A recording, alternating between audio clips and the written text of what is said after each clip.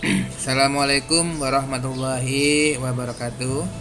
Alhamdulillahirrabbilalamin. Anda semua, kita berjumpa kembali.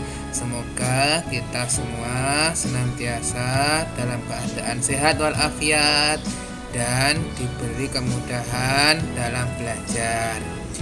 Pertama-tama, mari kita berdoa dulu. Semoga apa yang kita pelajari hari ini dimudahkan dan mendapatkan ilmu yang bermanfaat dan barokah. Berdoa mulai.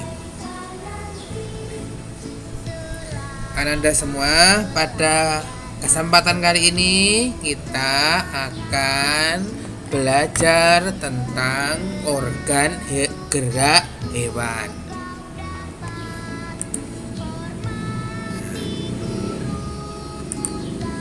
Organ gerak manusia dan hewan. Salah satu ciri dari makhluk hidup adalah bergerak.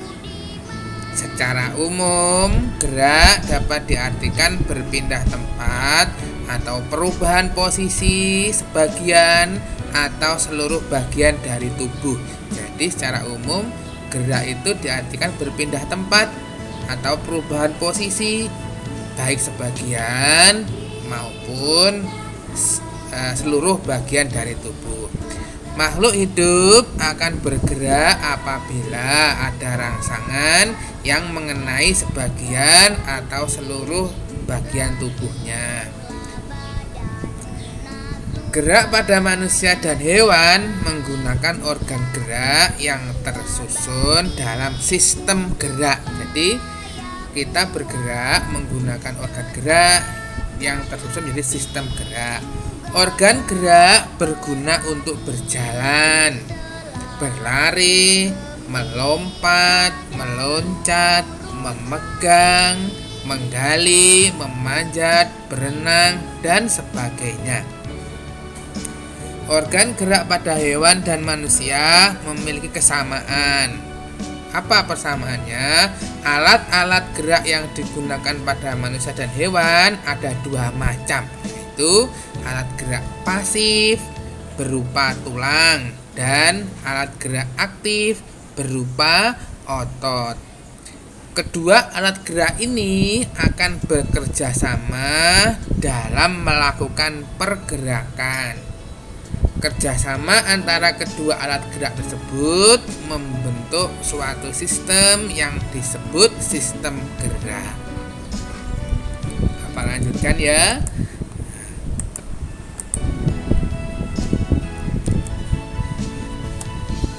Nah, ini ada gambar kelinci. Tulang disebut alat gerak pasif karena tulang tidak dapat bergerak dengan sendirinya. Tanpa adanya alat gerak aktif yang mempengaruhi tulang, maka tulang-tulang pada manusia dan hewan akan diam dan tidak dapat membentuk alat pergerakan yang sesungguhnya. Jadi, tulang itu disebut dengan alat gerak pasif. Kenapa disebut dengan alat gerak pasif? Karena tulang tidak bisa bergerak sendiri. Walaupun merupakan alat gerak pasif, akan tetapi tulang mempunyai peranan yang besar dalam sistem gerak manusia dan hewan. Selanjutnya, otot disebut alat gerak aktif. Nah, kenapa disebut alat gerak aktif, Pak? Karena otot memiliki suatu senyawa kimia yang membuatnya dapat bergerak. Pada saat otot yang menempel pada tulang bergerak, otot tersebut akan membuat tulang bergerak. Jadi, tulang dan otot masing-masing saling bekerja sama. Tulang disebut alat gerak pasif dan otot disebut alat gerak aktif.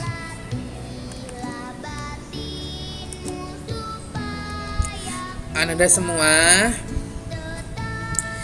teks yang berjudul organ gerak manusia dan hewan di atas terdiri atas 5 paragraf. Saya putar balik ya. Nah, ini paragraf pertama, kedua, ketiga. Ciri-ciri paragraf kalimat pertama ditulis menjorok ke dalam. Nah, ini paragraf 1, paragraf 2, paragraf 3. Terus ini paragraf keempat, ini paragraf kelima.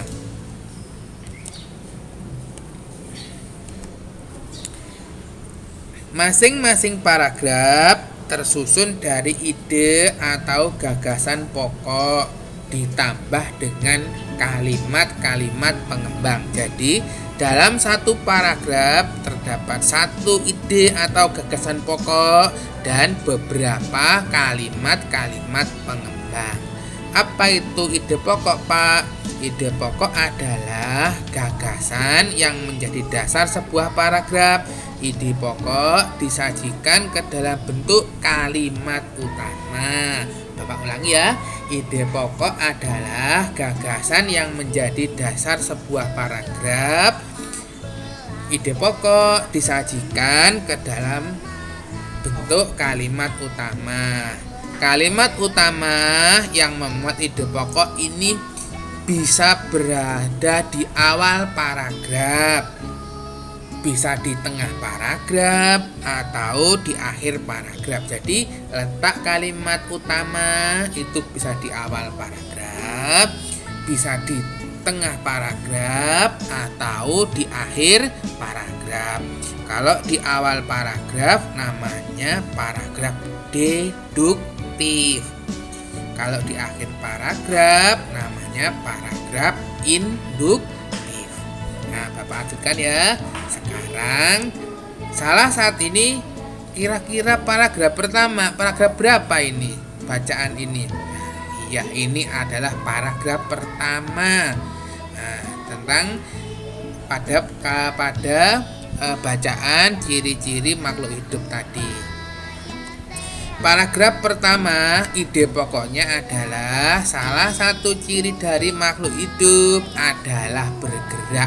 Ini adalah ide pokok. Nah, ini dinamakan juga dengan kalimat utama. Nah, kalimat pengembangnya berarti selain ini berarti secara umum gerak dapat diartikan berpindah tempat atau perubahan posisi sebagian atau seluruh bagian dari tubuh. Makhluk hidup akan bergerak apabila ada rangsang yang mengenai sebagian atau seluruh bagian tubuhnya. Jadi kalimat pertama adalah ide pokok, selebihnya adalah kalimat pengembang. Ciri-ciri untuk mengenali kalimat utama atau ide pokok dengan kalimat pengembang. Kalimat utama ini mewakili semua kalimat pengembang. Artinya kalimat pengembang ini merupakan bentuk pengembangan dari kalimat utama. Nah, anak-anak Anda semuanya, semoga penjelasan Bapak bisa disingkat dari Bapak bisa dipahami. Sekarang mari berlatih. Berdasarkan informasi di atas, temukan ide pokok dan kalimat pengembang dari masing-masing paragraf. Pak, ini informasi yang mana, Pak? Nah, kembali ke sini lagi. Kembali ke sini ya. Nah, ini nanti bisa di-pause pada bagian ini, organ gerak manusia dan hewan. Ada 5 paragraf. Paragraf pertama sudah Bapak bahas. Selanjutnya Ananda semuanya silakan membuat tabel berbentuk seperti ini. Paragraf kedua, paragraf ketiga, paragraf keempat, paragraf kelima. Paragraf kedua, ide pokoknya apa? Cari satu ide pokok. Selebihnya berarti kalimat pengembang. Paragraf ketiga, cari satu ide pokok lagi. Pada paragraf ketiga, selebihnya juga merupakan kalimat pengembang. Begitu juga sampai pada paragraf kelima, cari satu ide pokoknya, selebihnya adalah kalimat pengembang. Ingat, kalimat utama atau ide pokok bisa berada di awal, bisa berada di tengah-tengah, bisa berada di akhir paragraf.